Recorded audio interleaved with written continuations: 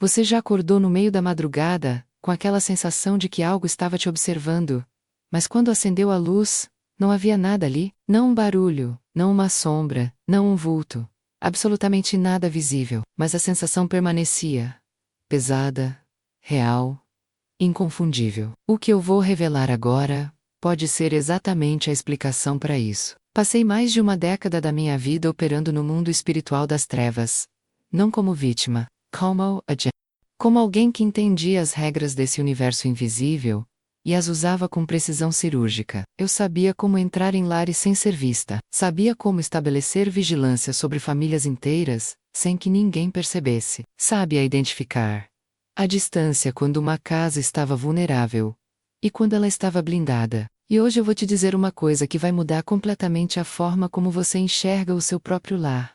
Existe um sinal, um único sinal inicial. Discreto, quase imperceptível, para quem não sabe o que procurar. Mas para quem viveu do outro lado como eu vivi, esse sinal é gritante. E quando ele aparece, significa que algo no mundo espiritual já foi ativado, já foi direcionado, já foi estabelecido sobre aquela casa, sobre aquelas pessoas, sobre aquelas vidas. O mais perturbador, esse sinal está presente agora mesmo, em lares de pessoas que frequentam a igreja, pessoas que oram, pessoas que amam a Deus, e elas não fazem a menor ideia. Eu hesitei muito antes de vir aqui falar sobre isso, mas o silêncio também tem um preço, e eu não estou mais disposta a pagá-lo. Se você acredita que existe um mundo espiritual, real, e que ele interfere diretamente na sua vida, escreva agora nos comentários. Meus olhos estão abertos para o mundo espiritual. Esse é o seu posicionamento. Esse é o seu primeiro passo. Fique até o final. O que vem a seguir pode ser a resposta que você buscou durante anos. Eu não vim aqui com teoria. Não vim com o que aprendi em livros, não vim com o que ouvi de terceiros. Eu vim com o que vivi. Como que o pratico é? Com que eu mesma coloquei em movimento contra famílias reais, contra pessoas reais, contra vidas que tinham nome, endereço e história. Durante anos fui iniciada em uma prática esotérica, que misturava rituais de feitiçaria com invocação de entidades. Comecei ainda jovem, seduzida pela promessa de poder, de controle, de conseguir o que eu queria, sem depender de ninguém. Ninguém me disse o preço real, ninguém me mostrou o que viria depois. No início parecia fascinante. Eu via coisas que outras pessoas não viam. Sentia coisas que outras pessoas não sentiam. Tinha acesso a um universo que a maioria das pessoas nem acredita que existe. E isso me dava uma sensação que é difícil de descrever. Era como enxergar em 4 dimensões, enquanto todos ao meu redor só enxergavam 3. Com o tempo fui avançando nos níveis dessa prática. Aprendi técnicas específicas de observação espiritual. Aprendi como mapear uma casa, como identificar vulnerabilidades em famílias, como estabelecer pontos de acesso em lares sem jamais cruzar fisicamente aquela porta. Aprendi a linguagem do mundo invisível. E aprendi acima de tudo que esse mundo tem regras, tem hierarquia, tem estratégia. Eu executava trabalhos, esse era o termo que usávamos. Trabalhos, como se fosse algo profissional, algo neutro, algo sem consequências humanas. Mas eu sabia o que acontecia com as pessoas do outro lado, via de longe os resultados. Via relacionamentos desmoronando, via saúde se deteriorando, via famílias se fragmentando peça por peça. E durante muito tempo desliguei minha consciência, para não sentir o peso do que estava fazendo. Até o dia em que o mundo espiritual que eu servia se voltou contra mim. Não vou entrar em detalhes sobre esse momento agora, porque isso daria um vídeo inteiro só para ele. O que posso dizer é que quando você serve às trevas por tempo suficiente, chega um momento em que a conta chega. E a conta chegou para mim de uma forma tão brutal, tão esmagadora, que me vi no chão sem conseguir me levantar sozinha. Foi nesse chão que encontrei a Deus. Não de forma romântica como as pessoas costumam contar. Não foi uma experiência linda com luz e música suave. Foi desesperada. Foi feia. Foi eu gritando no escuro, sem saber se alguém ia responder. E alguém respondeu. Quando me levantei daquele chão, eu era outra pessoa, mas ainda carregava todo o conhecimento do que eu havia sido, todo o entendimento de como o mundo das trevas opera. E foi aí que entendi qual seria o meu propósito agora. Não guardar esse conhecimento para mim. Usá-lo para alertar, para proteger, para abrir olhos que estão fechados para uma guerra que já começou, queiramos saber ou não. Por isso estou aqui. Por isso falo, que a maioria das pessoas tem medo de falar. Não porque eu quero audiência. Não porque eu quero fama, mas porque sei demais para ficar em silêncio. E o silêncio, nesse caso, seria cumplicidade. Deixa eu te contar como funciona na prática. Não como nos filmes, não como nas séries de terror onde as paredes sangram e os móveis voam pela sala. Isso é ficção criada para entreter. O que vou te descrever agora é real. E justamente por ser real, é muito mais sutil, é muito mais perigoso. Quando uma casa entra no radar espiritual das trevas, o primeiro estágio não é o ataque. O primeiro estágio é a observação. E essa fase pode durar dias, semanas ou até meses, dependendo do nível de proteção espiritual daquele lar. Eu mesma conduzi esse processo inúmeras vezes, e o que eu buscava primeiro não era fraqueza física, não era problema financeiro, não era conflito conjugal. O que eu buscava era o estado espiritual daquela casa. Porque uma casa espiritualmente viva, onde há oração genuína, onde há autoridade sendo exercida, onde há consciência do mundo invisível, essa casa oferece resistência. Ela não é impenetrável, mas exige muito mais trabalho para ser acessada. Agora, uma casa espiritualmente adormecida. Essa é outra história. E o sinal mais claro de que uma casa está adormecida espiritualmente não é a ausência de religião. Muitas dessas casas têm Bíblia na estante, têm versículos na parede, tem pessoas que vão à igreja todo domingo. O sinal é outro. O sinal é a ausência de percepção. Quando as pessoas daquela casa param de notar o que acontece ao redor delas, no campo invisível. Quando elas vivem no modo automático espiritual, fazendo tudo por hábito, e não por consciência, é aí que a vulnerabilidade se instala. E o mundo das trevas percebe isso antes que a própria família perceba. Lembro de um caso específico que acompanhei de perto. Uma família aparentemente comum. Pai, mãe, 2 filhos. Casa própria, rotina estável. Frequentavam uma congregação regularmente. Nada de errado, na superfície. Mas quando observei aquela casa espiritualmente, o que vi foi uma porta escancarada, não por maldade deles, não por pecado deliberado. A porta tinha sido aberta por algo que eles nem sabiam que tinha acontecido.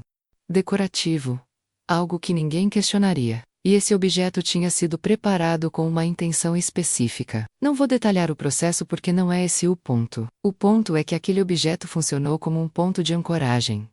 Uma antena. Um convite formal para que a observação espiritual fosse estabelecida. E estabeleceu.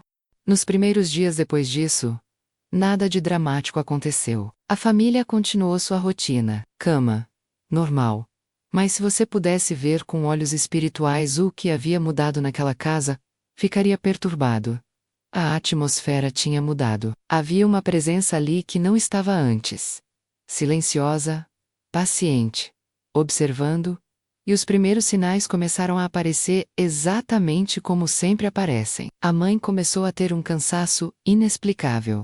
Não o cansaço de quem trabalhou muito, um cansaço de alma. Ela dormia e acordava exausta. Começou a achar que estava com algum problema de saúde, e foi ao médico. Os exames voltaram todos normais.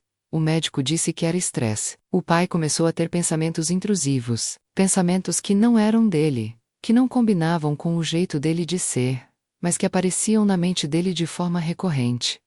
Pensamentos de desistência, de que não valia a pena continuar lutando, de que a vida não ia melhorar. O filho mais velho começou a se isolar, sem motivo aparente. Deixou de sair com os amigos. Deixou de praticar o esporte que amava. Ficou mais quieto, mais e distante, mais dentro de si mesmo. E a filha mais nova começou a acordar no meio da madrugada, toda semana, sempre no mesmo horário, chorando, sem conseguir explicar o que havia sonhado, dizendo apenas que havia sentido algo muito ruim perto dela. Cada membro daquela família estava sendo atingido de uma forma diferente. Mas ninguém conectou os pontos. Cada um achava que o seu problema era individual. A mãe achava que era questão de saúde.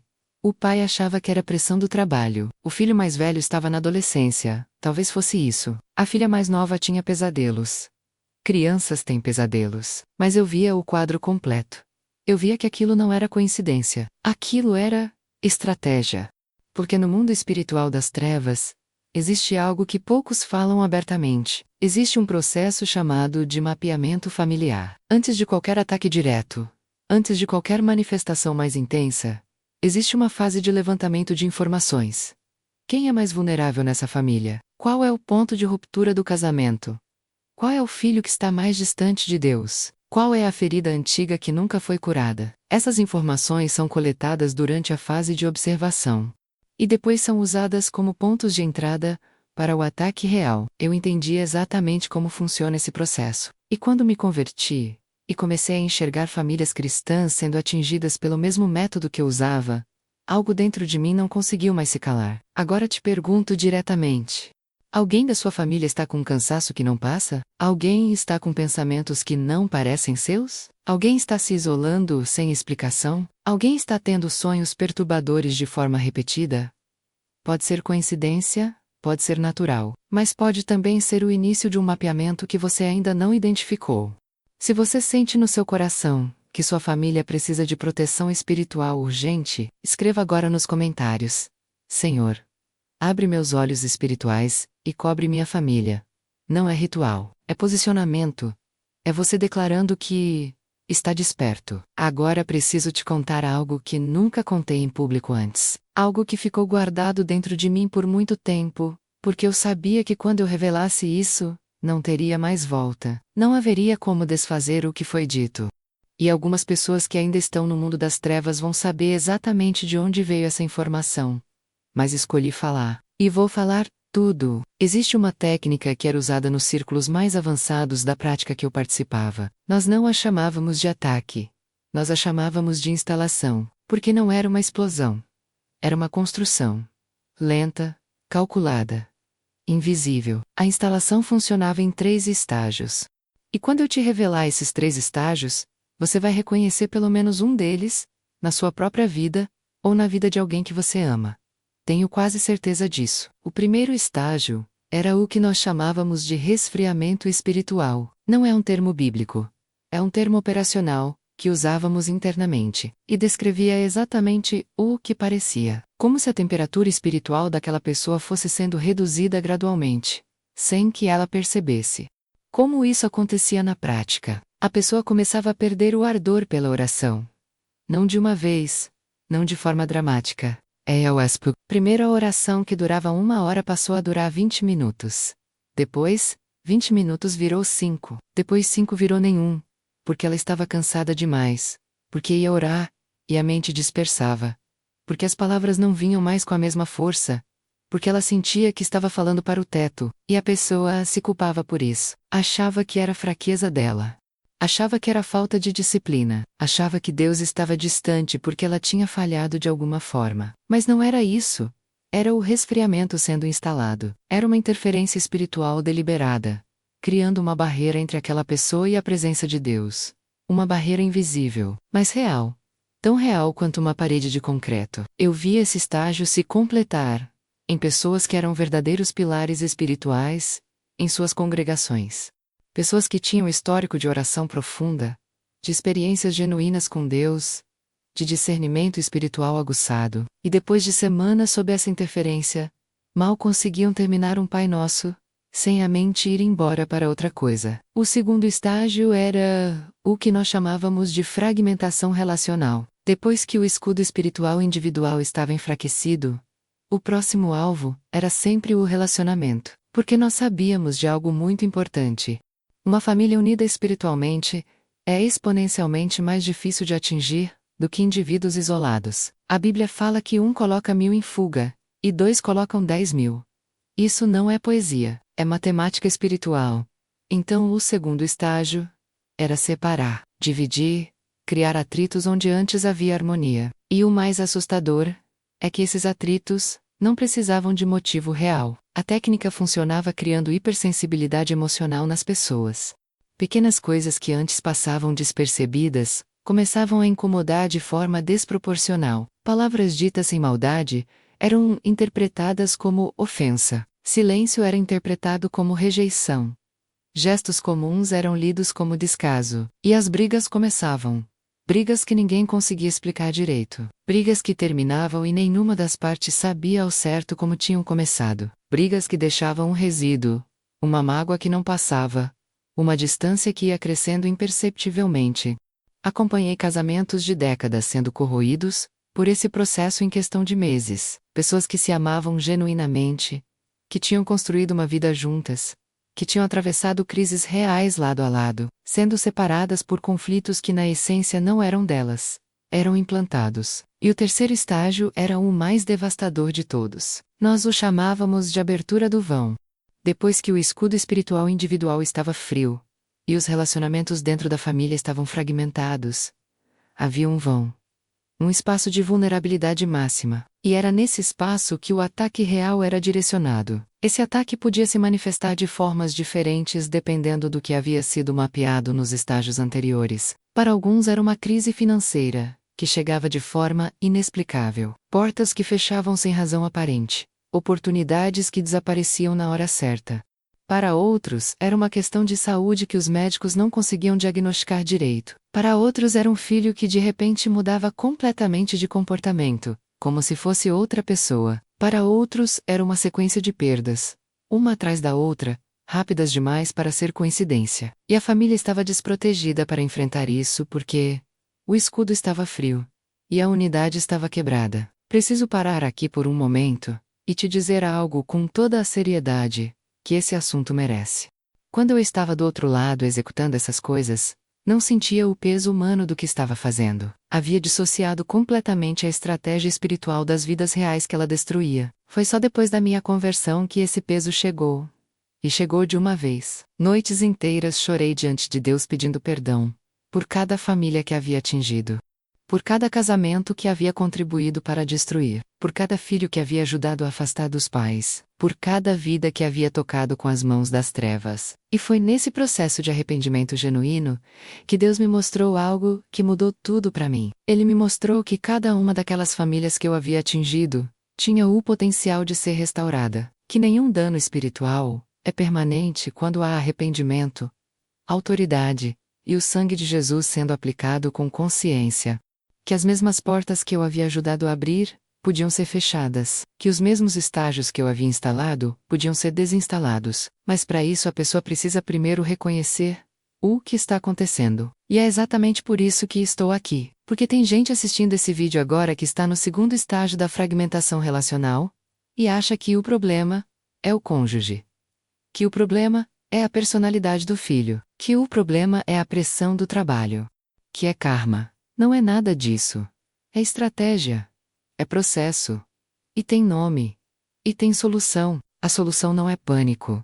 A solução não é desespero. A solução é o que vou revelar no próximo capítulo. Mas antes de chegar lá, preciso que você faça algo agora mesmo. Pense nas últimas semanas da sua vida.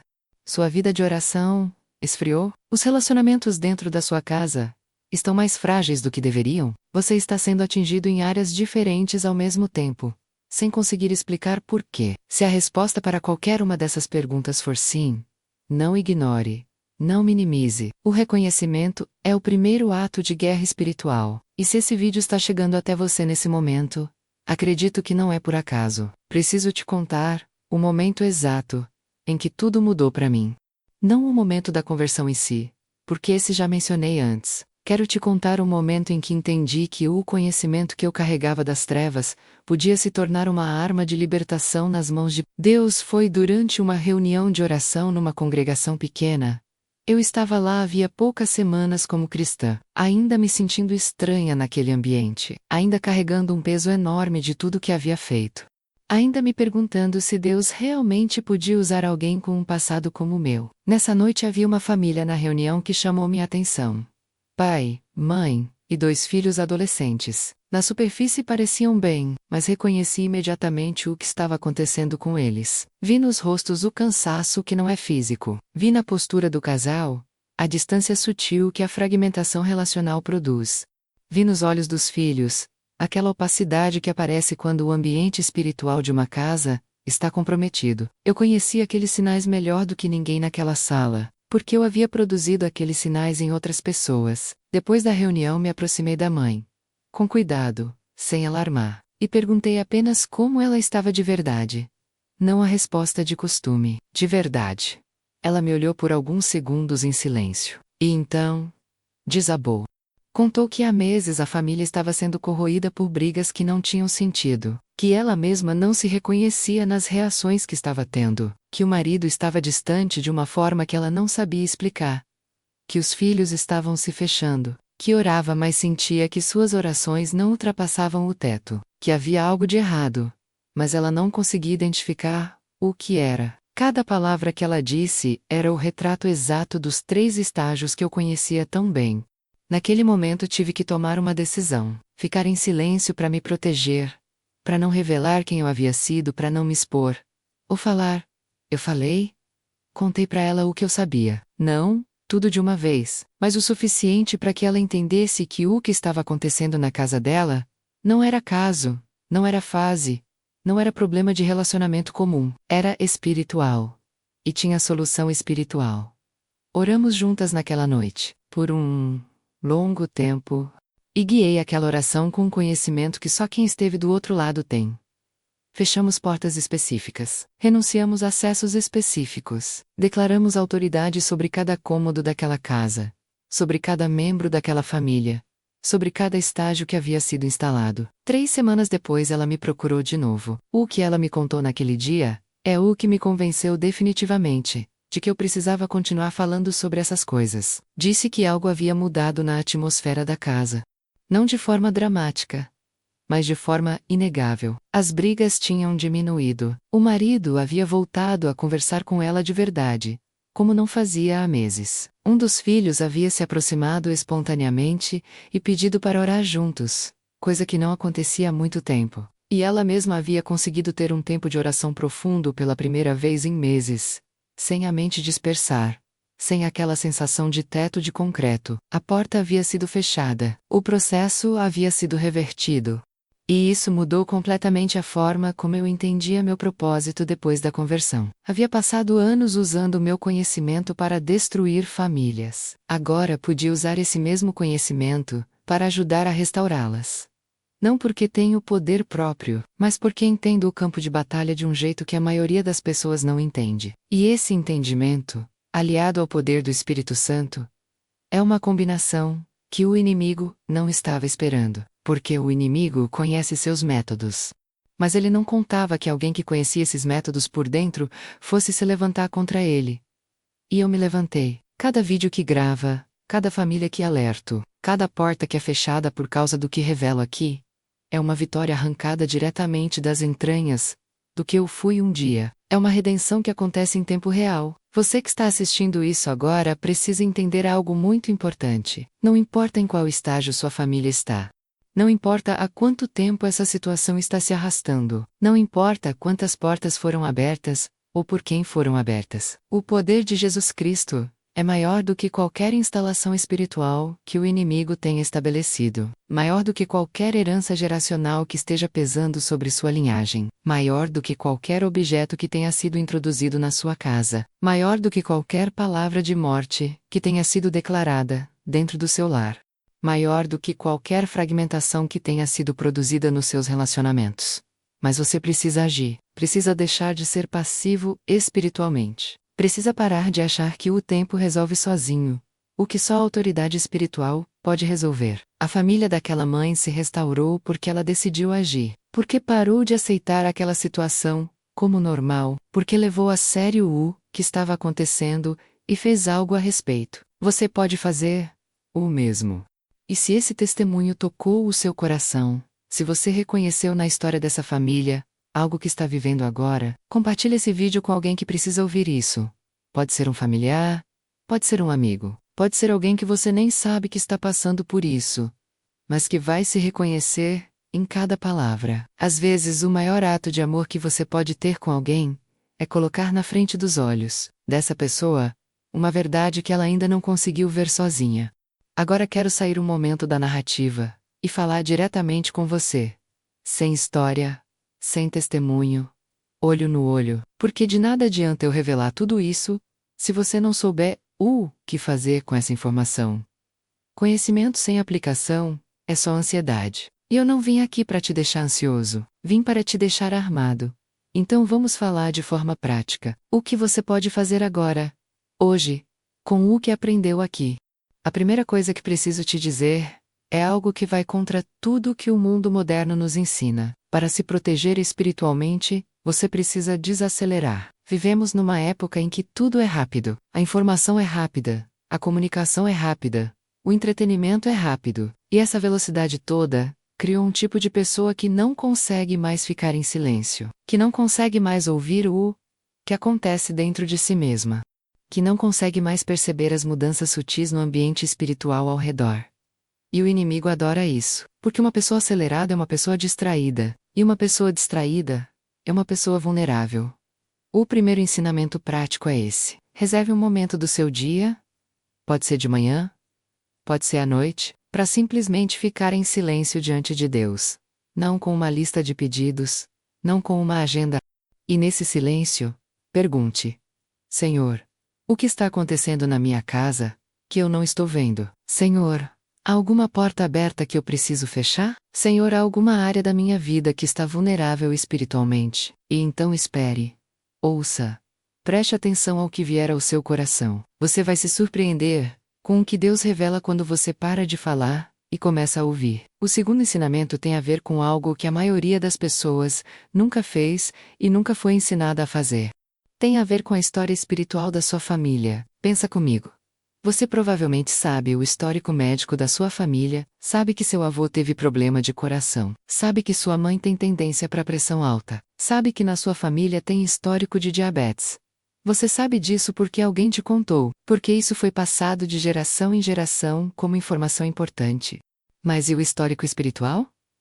Alguém já te contou isso? Alguém já te explicou se havia envolvimento com práticas ocultistas na sua linhagem? Se havia pactos feitos por antepassados, que nunca foram quebrados? Se havia maldições declaradas sobre sua família que ainda estão ativas? A maioria das pessoas nunca recebeu essa informação.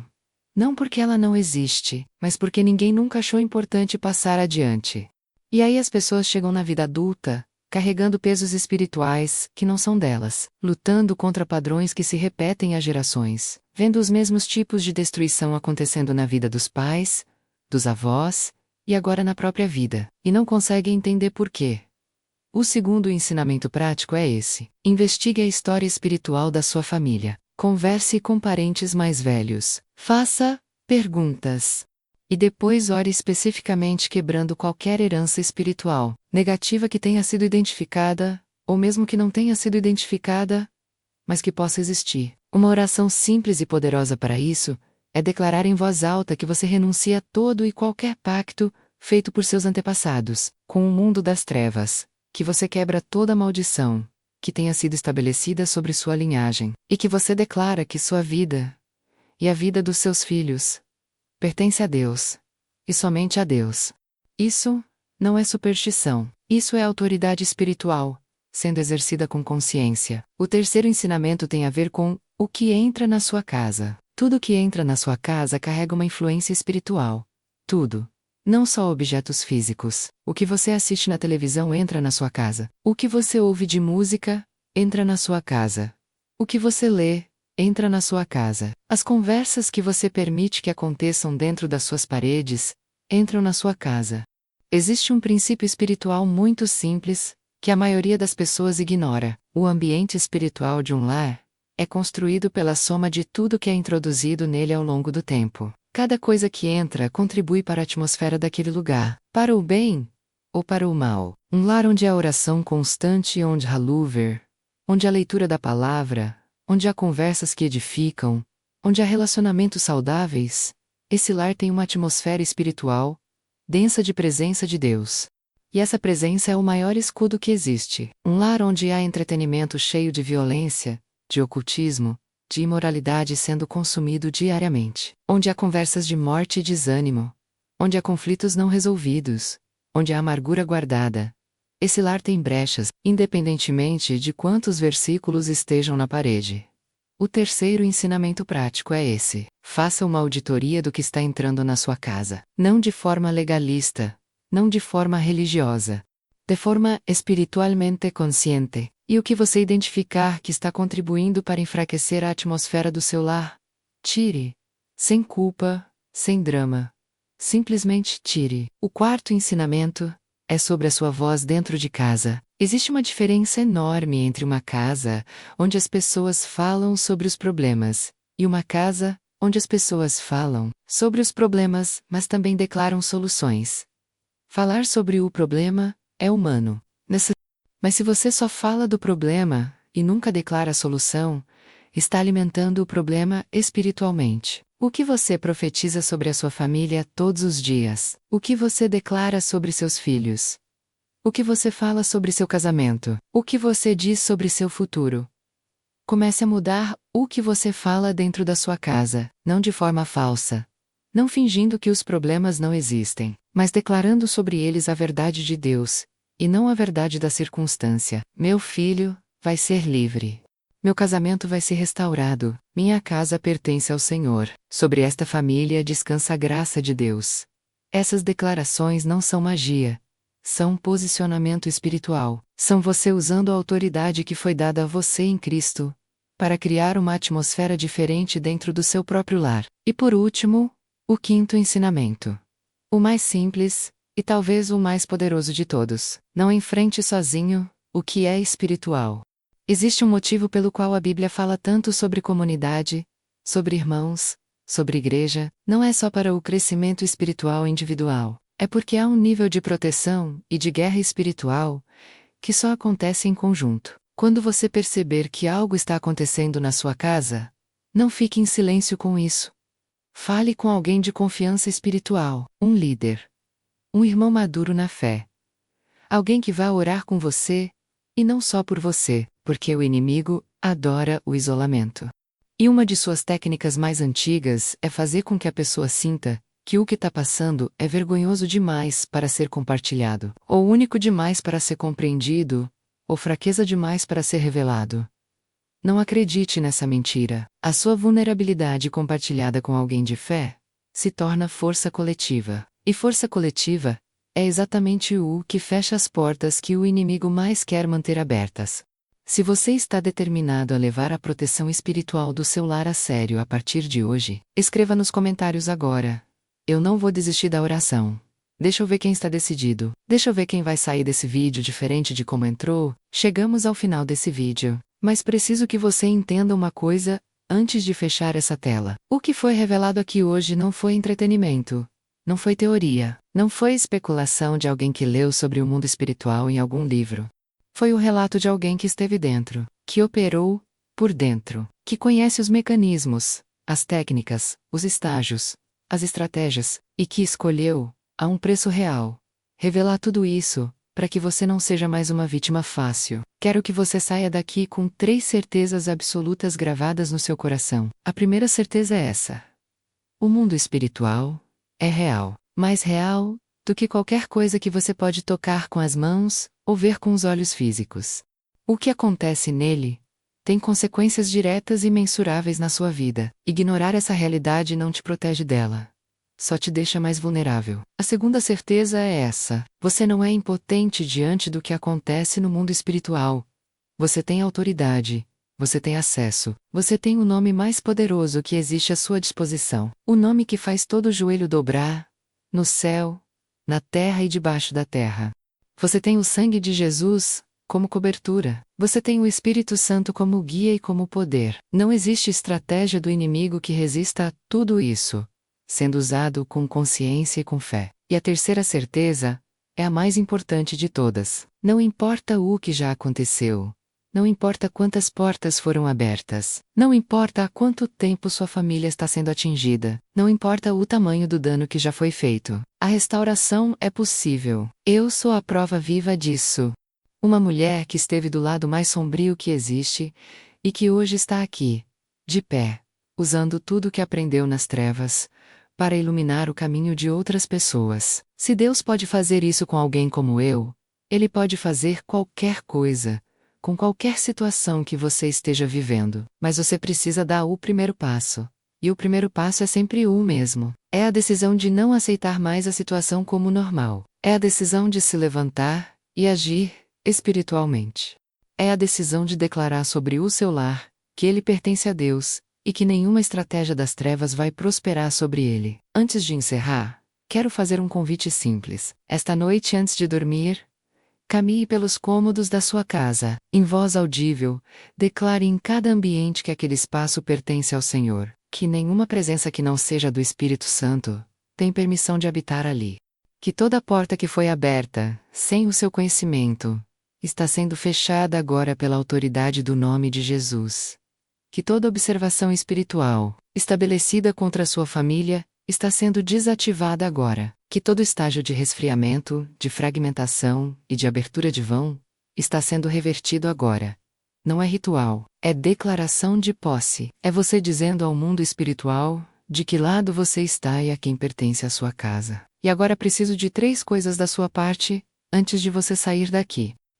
Escreva nos comentários agora mesmo esta declaração. O inferno treme. Quando eu oro, não é frase de efeito. É verdade bíblica. É você posicionando sua voz do lado certo. Compartilhe esse vídeo com alguém que você sabe que precisa ouvir isso. Pode ser aquela pessoa que você conhece que está passando por uma fase estranha e não consegue entender o motivo. Pode ser aquele familiar que está vendo sua vida desmoronar sem explicação. Pode ser aquele amigo cujo casamento está se fragmentando sem motivo aparente. Você assistiu esse vídeo hoje. Talvez não tenha sido só para você. Talvez tenha sido para que você chegasse até essa pessoa com essa mensagem. A terceira, se inscreva no canal e deixe o seu like agora, porque ainda tenho muito a revelar. Existem outros sinais, outras estratégias, outras técnicas que o mundo das trevas usa e que a maioria das pessoas nunca vai ouvir falar, porque quem sabe, não tem coragem de falar. Eu tenho, e vou continuar falando. Cada vídeo que lanço aqui é mais uma peça de conhecimento que você vai ter para proteger o que é seu. Cada revelação é mais uma porta fechada. Cada ensinamento é mais uma brecha eliminada. Você não precisa mais ser pego de surpresa. Você não precisa mais descobrir o que está acontecendo, só depois que o dano já foi feito. Você tem acesso agora a um conhecimento que vem de dentro. E esse conhecimento nas mãos de quem ora e de quem age é devastador para os planos do inimigo. Até o próximo vídeo, e que o sangue de Jesus cubra o seu lar, a sua família e cada pessoa que você ama.